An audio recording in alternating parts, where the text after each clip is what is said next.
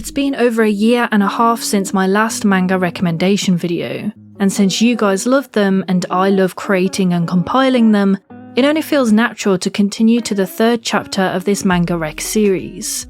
If you haven't watched the previous 2, I'll put a link in the description for you to watch and catch up, but for now, here are 7 manga I thoroughly enjoyed and think you should check out too. Starting with the biggest surprise of the bunch, Lost Lad London immediately caught my attention from the volume cover alone. It's one of the few manga I can recall to have a black protagonist and East Asian protagonist up front and centre sharing the spotlight. Despite the designs being compellingly simple, all things considered, it's refreshing to see differing racial representation within a space that lacks such, or often generates insulting caricature visuals instead.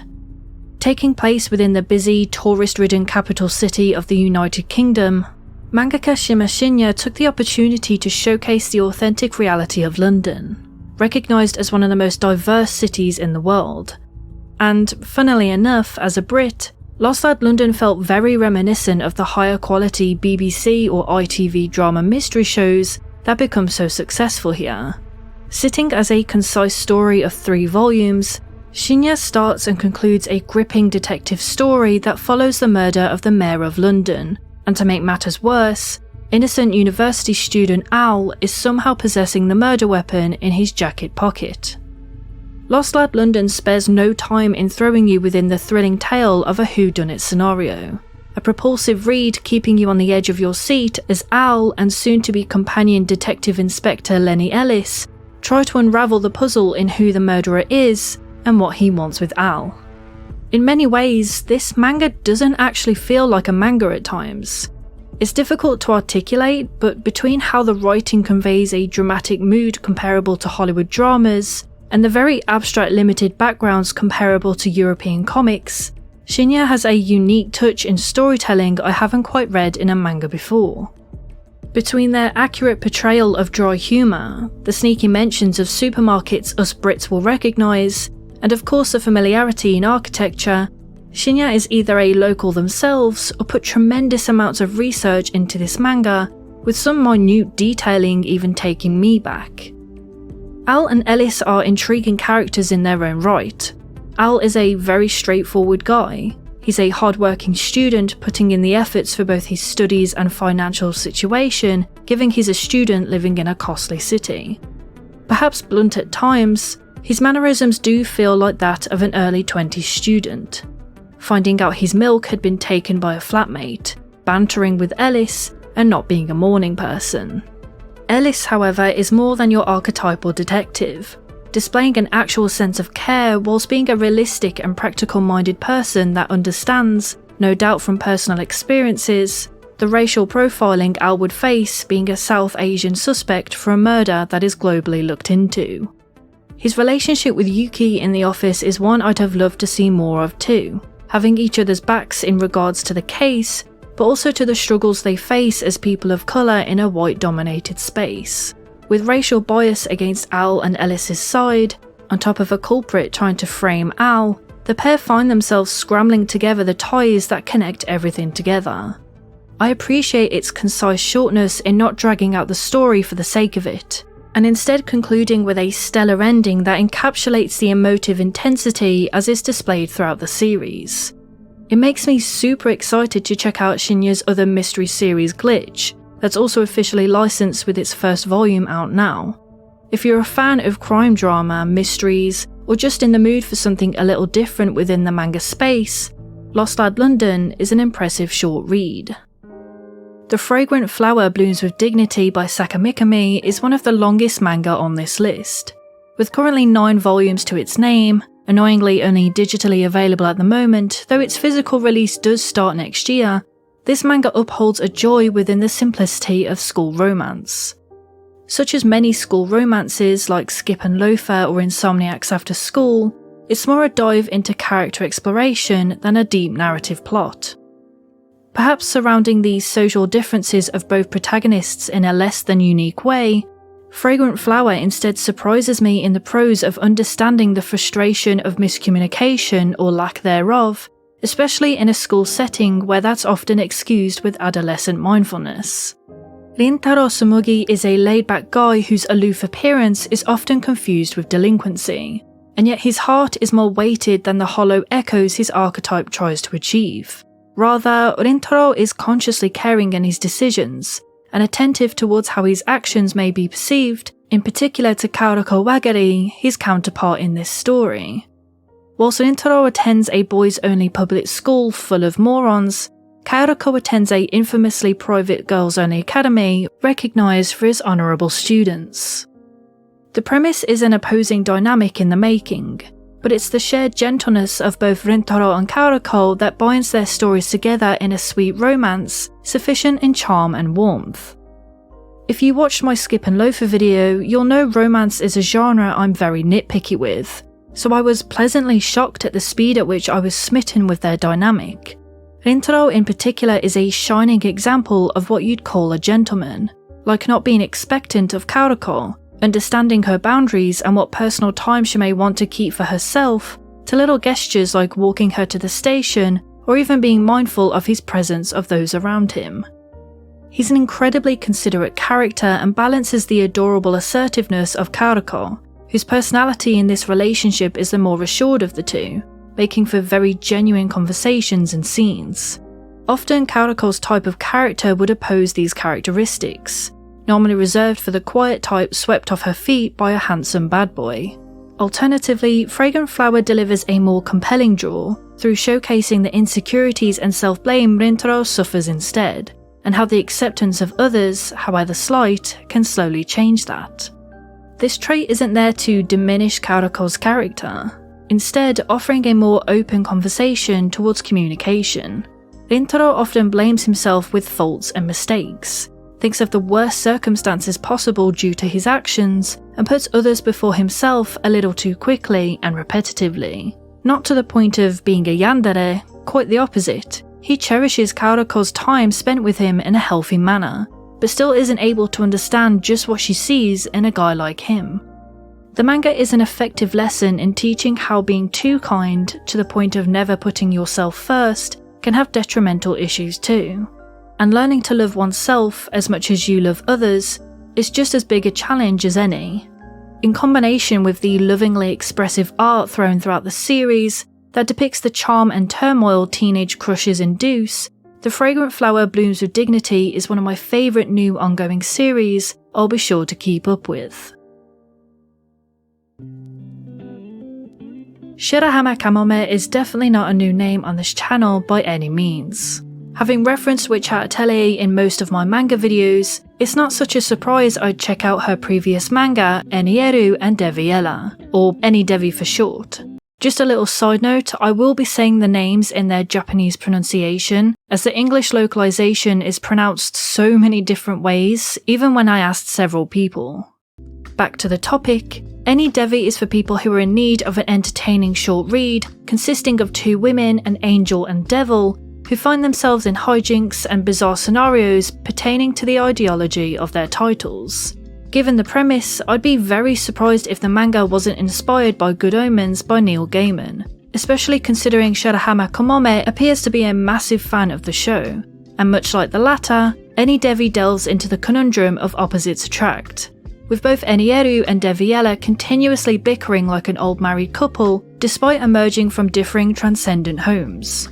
It's the good old we're not meant to like each other scenario, where they both begrudgingly put up with each other's antics while secretly loving their attention and closeness, though Dewiela would never admit to such.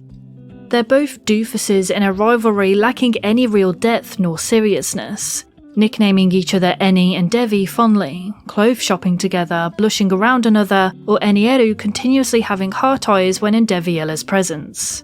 Whilst it may not be the most original story out there, it's a different change of pace for Shirahama Kamome. Her approach towards comedy is more prominent, and infectiously so, as the beats of playful slapstick sequences elevate the unserious tone of the story. It does have a raunchiness surrounding it that Witch Hat lacks, and more appropriately so given the contrasting spirit and intention of both manga, that was a little surprising. A bit fanservice-y at times, but more in the likes of how Satoru Noda or Yoko Kui go about fanservice, just appreciating the bodies of adult characters, so I wasn't too bothered in that regard. In fact, quite the opposite. Eniale Dewi does shortly conclude at 3 volumes, an entertaining afternoon read of exaggerated absurdity centred upon the unprofessional angel and devil. Whilst analogous to Witch Hat in terms of charm, the art style is, of course, a beauty to the eyes, as is pretty commonplace with Shirahama Komome's work. Much like Lost Lad London, if you're after a short read, this one more episodic in nature, I'd check this series out to consume a wider branch of Komome's writing capabilities. Yuto Sano's manga Gokurakugai is probably the most conventional of the list, in that it's a pretty formulaic series combining many other established manga tropes and narrative expositions in a way that feels familiar. This isn't meant to discredit the story nor characters. In fact, I see nothing wrong with using the conventional to your own advantage, and for Gokurakugai, the series does exactly this. It's very much a combination of Blue Exorcist, Jujutsu Kaisen or Kumano Jihen, which funnily enough Yuto Sano was an assistant for, while slowly separating into its own thing. After the success and attention its one-shot managed to garner, Yuto Sano was able to proceed in expanding the lore and world building of the supernatural, with an ongoing series now releasing in Jump Square. Gokurakugai introduces main characters Arama and Tao, an atypical pairing working together as troubleshooters for hire. It contains your typical fighting endeavours, with creatures, demons and the like troubling the human world as the dynamic duo fend them off and protect humankind. Sounds pretty cliché all things considered, but what intrigued me upon the story was the weakness of main character Arama, the more upfront and eager youngling of the two, whose powers as a half Maga, yes, the monsters in this series are called Maga, allow him to fend off the more powerful enemies. And yet, his biggest weakness is Tao. His free will becomes more limited without the presence of his partner, unable to enact and draw from his raw power without Tao being there to give him permission in using it. It's an interesting twist. His safety at the hands of Tao's authorizations gives him a weakness not so easy to overcome in comparison to other shonen main characters. It's not to say Tao revels in the power of Arama's undoing, rather she's an incredibly laid-back character, and that's perhaps what makes them work as a team so effectively. Arama is a boy who wears his heart on his sleeve, willing to hear out victims or even those in need of a pick-me-up, whilst Tao is still a mystery. A beautiful and majestic mystery, mind you, but a character whose depths are still yet to be explored properly. Which is fair given the manga isn't very far into its story, only a few volumes in, and clearly here for the long haul, much like the neighbouring manga also in the same magazine. It's unclear as to where Yuto Sano will direct the development of the characters and story, but I've fallen intrigued by its potential. The art in the series is wonderful too, in particular the character designs, which are a stellar standing point towards the series' charm. From Tao and Arama to recurring side characters, so many are created to look as sleek and alluring as possible. They're very distinctive in style that I have no doubts many cosplayers will beg for the chance to dress as them once this series develops and becomes more popular. So if you're looking to be the first in on a series that may blow up later down the line, I'd consider catching up and familiarising yourself with Gokurakugai, because it's definitely showing a lot of potential and it's almost guaranteed for an anime in the future if it keeps this up. The second romance recommendation is an adult-orientated josei observing the lives of Hoshi Koyori and Akiyama Hijiri, two childhood best friends, soon to be lovers. As recommended by my good friends, the Artisan Geek and Colleen's Manga Rex, I decided to give the series a try following their appreciation and positive feedback, and I am so glad that I did. Changes of Heart by Kujira spares no time in acquainting its readers towards a more mature themed romance. The story explores sexual intimacy, the developing change of a relationship status, and the compelling drive of following your heart's desires. Following the aftermath of being cheated on by her boyfriend, Koyori drunkenly hooks up with her longtime childhood friend, Hijiri, of whom she felt infatuated with deep down all along.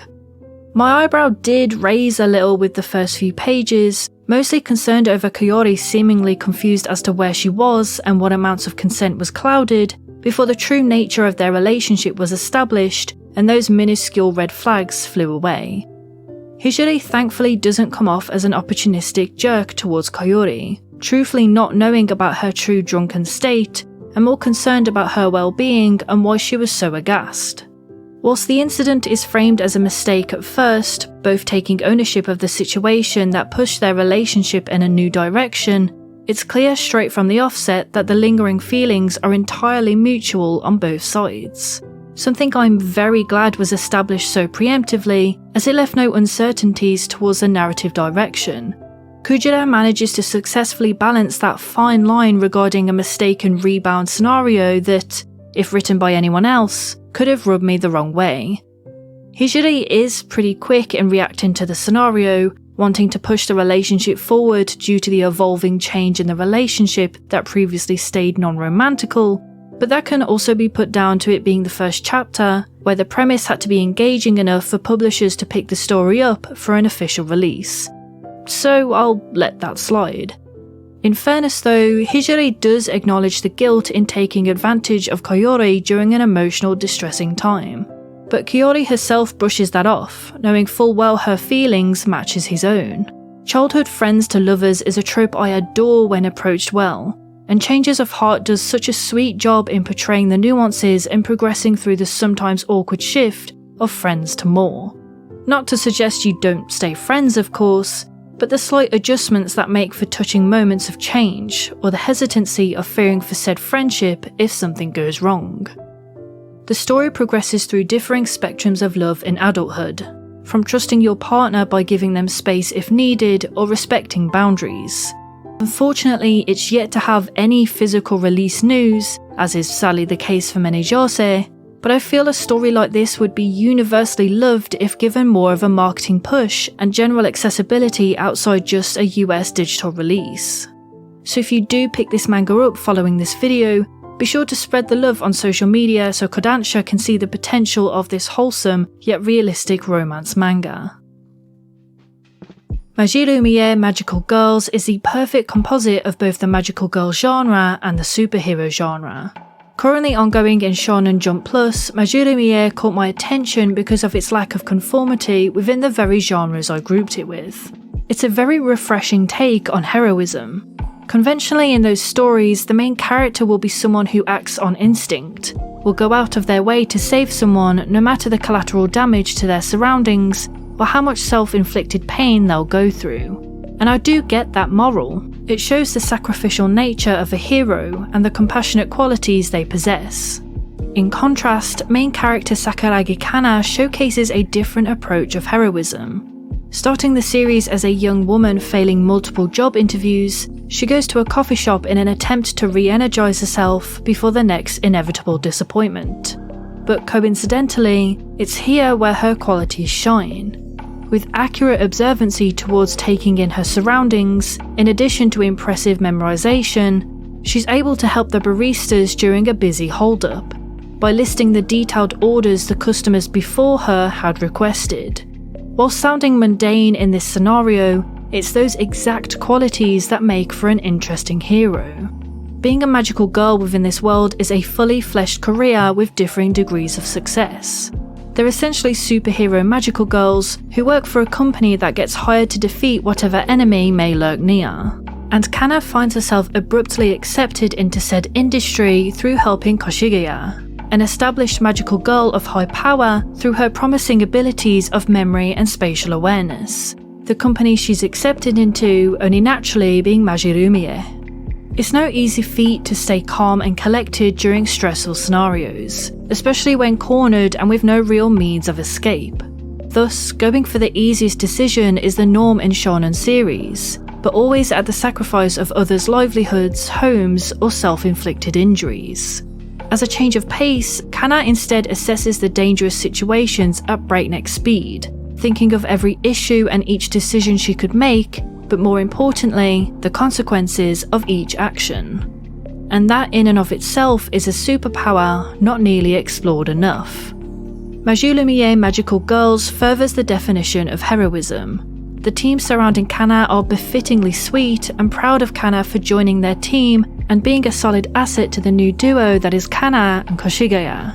Not only is it refreshing to see the girls be the big guns fighting the monsters whilst the guys play as the strategic support, their company itself is an inspiring one. The unconventional leader of the group is mindful of overworking his staff, making sure they're well paid, that their costumes are of high quality, and on top of all else, is respectful to the girls and their work. Kana is reassured that all ideas are good ideas, and she won't be mocked for sharing them. Hell, even during a heavily stressful and time-limiting dilemma, when she asks for 3 minutes to think further for a better solution, the team is completely willing to give her that. The duo team of writer Iwata Seka and artist Aoki Yu really got me with this supportive cast and premise. I love the unique take on the genre, that it's a whole group of adults, not schoolgoers, the endearing relationship between Kana and Kashigeya, and even the political conflicts that happen later in the series. Once again, it is stuck as a digital release only for now, but hopefully with a push that will change in the future.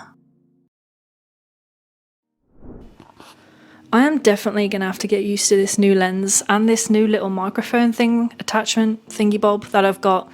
Whatever. Anyways, thanks for watching to the end of the video. As always, I haven't done a manga recommendation video in a good year and a bit, but I wanted to do one because I think I read over 40 manga, in preparation for this video, and there were some bangers in there, I can't lie. The next video is actually going to be a spooky one, hopefully kind of to reflect the spooky season that we're going to be going into, although for some reason the UK has gone into summer weather even though it's September and we've had no sun up until now. But whatever, it's Halloween coming up soon, so you're going to get a spooky video, and then the video after that is going to be about the summer Hikaru-kun died. I'm really looking forward to that one, but the second volume doesn't come out until middle of October, so that one should either be around Halloween or just after. But I'm really looking forward to covering that one too, so do let me know what you think of the recommendations that I've put in this video, because some of them were genuinely really good, and I'm probably going to be covering some of them in the future as their own solo videos, kind of like what I did with Skip and Loafer. As usual, I want to thank my patrons for supporting my channel. I was able to get a new camera lens, which I am speaking into now, which is probably wobbling, and I managed to get this mic attachment, and I've got a few other things as well. It helped me afford to get all the manga for this video, or at least digitally buy them, because most of them are digital only, which is very annoying, but hopefully we'll see a bit of a change in that. Who knows? Anyways, I've rambled on way too long for this outro. Thank you again for supporting this channel, and I'll catch you guys in the next one.